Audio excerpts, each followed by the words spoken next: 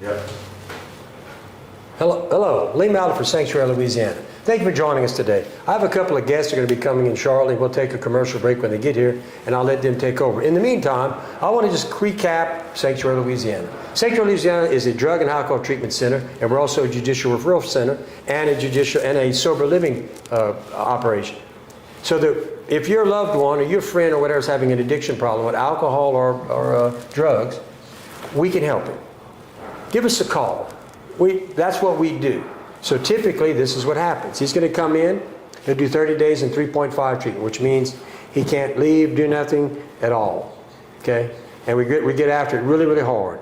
At the end of 30 days, and that's all paid for by Medicaid, by the way. Okay? You don't have to have the insurance. If you qualify, Medicaid's going to pay for this treatment. At the end of 30 days, you're then going to you're going to go to 3.1. And at 3.1, that's about a 90-day program. Okay? And in that 90-day program, you can go to work, which they do, and then after they finish the 90-day program, then we move into what we call sober living, and they continue intensive outpatient treatment. Okay? While they're in intensive outpatient treatment at sober living, once again, they go to work.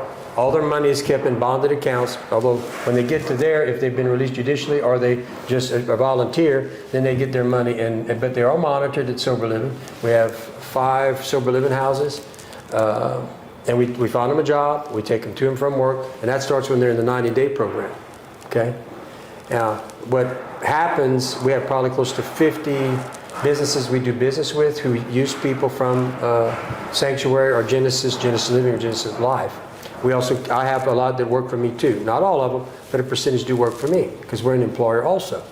And their pay is based upon their skill set. Those who have a lot of skills usually make quite a bit of money. Those that are not as skilled, well, they got to start typically around $9 or $10 an hour. Then they work their way up, and the program continues. The program is about teaching them not only to address their drug and alcohol treatment, but it's also to talk about trying to give them life skills to be taken care of when they get out, so they can handle, the push by the pusher to try to get back on drugs.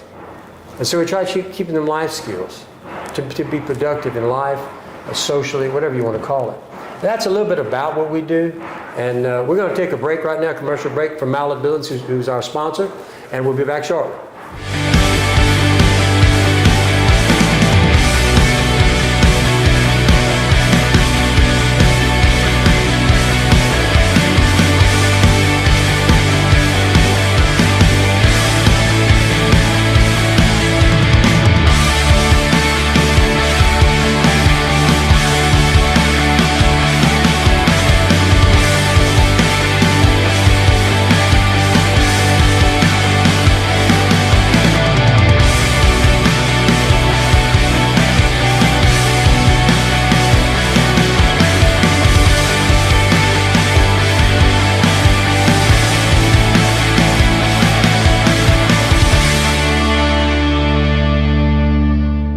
Mr. Mallett. Lee Mallett. Mr. Lee Mallett. Mr. Mallett. We can't have a program point blank without guys like Lee Mallett.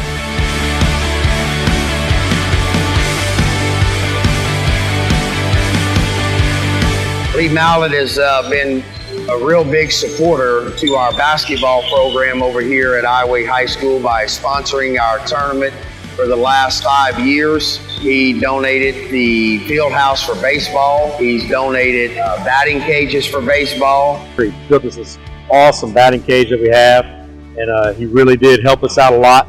The batting cages are tremendous help, not just for our kids now, but our future generation of kids, because it gives them an opportunity to where we really don't have days off. We can take ground balls underneath. We can constantly have days where we're working.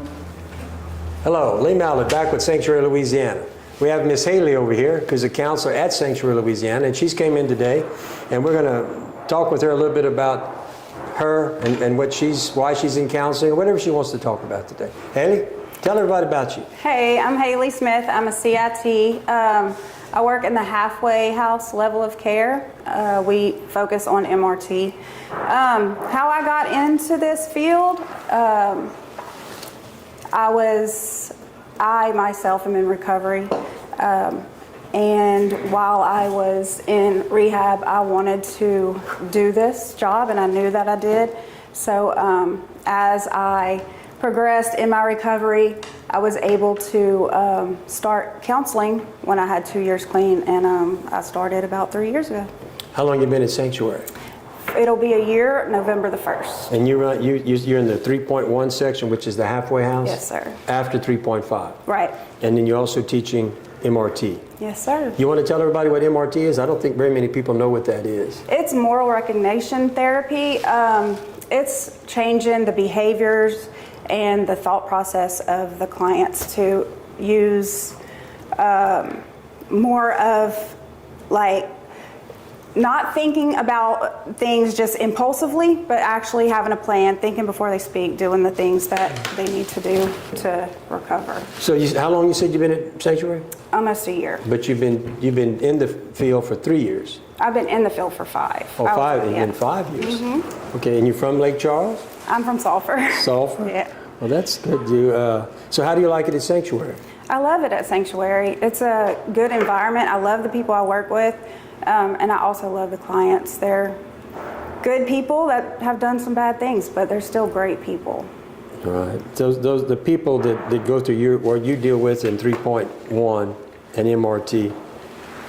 What exactly what do they say about the counseling? Do they open up to you and tell you this is really helping me, or this is different than other places that I've been? What do they say? They really enjoy MRT. It's structure, so they're in its steps, and they know exactly what they have to do each day to move forward in MRT, and they really like that. They get to open up. They talk a lot about honesty and trust, and then step 3 is acceptance. And once they get into acceptance, they do really well after that. You have any success stories? That's the past year you've been there.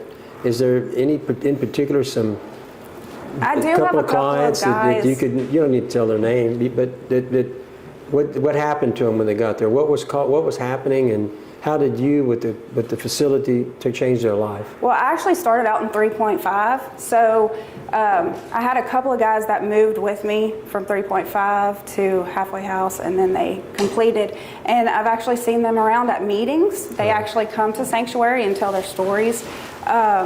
They started out like most guys do, not believing that they were addicts, and right now they know that they are, and they're working hard, living in sober living, doing the things they're supposed to be doing. That's good. It's an all men's facility. Yes. And do you think that's a good thing or bad thing? I think it's a good thing, so I they do- can I do. focus on themselves. I do too. Some facilities, they have men and women. I think that's a big distraction, in my opinion, towards counseling, because you're distracted. Right, I agree with that. I worked at another facility that was co-ed, and definite distraction. It's an emotional roller coaster, lately. Yeah. So you're a CIT. Where are you going from there? Are you continuing your education? I am. I will take my test to be an RAC in March, and then I'm going to start school next semester and work on getting a master's. Oh, so what degree? You have a degree now?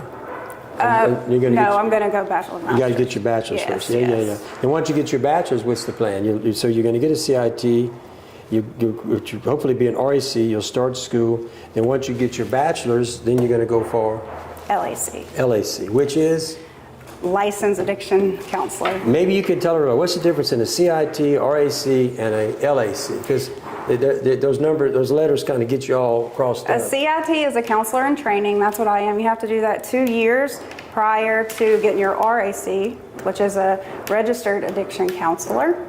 And then to go beyond that, you need school credentials. Which is the LAC. Right. And is that the highest you can get? No, CAC is certified addiction counselor, and then it's the LAC licensed. The addiction LAC counselor. being the highest. Right. That's a licensed addiction counselor. And Yes. you have to have a degree Yes. to be able to get that clinicianal designation. Right. Okay, well, good. Well, I'm glad you came in today. It was nice talking to you. Folks, if you have anything you want to talk about, you always, we do this every week. We bring someone in. Miss Haiti came in this week. We'll be bringing them back occasionally for different things. We'll probably get more into counseling next time. But if you have a person in trouble, give us a call. You have a friend in trouble, a family member in trouble, it doesn't matter. Give us a call at 337-936-9197. Give us a call. We want to help you. That's what we're here for. And we have great counselors. You'll get to meet everybody as we continue bringing them to talk to you. But I do appreciate you coming in. Thank you so much. Thank you for having me. And y'all, if y'all need some help, give us a call. Once again, thank y'all for listening.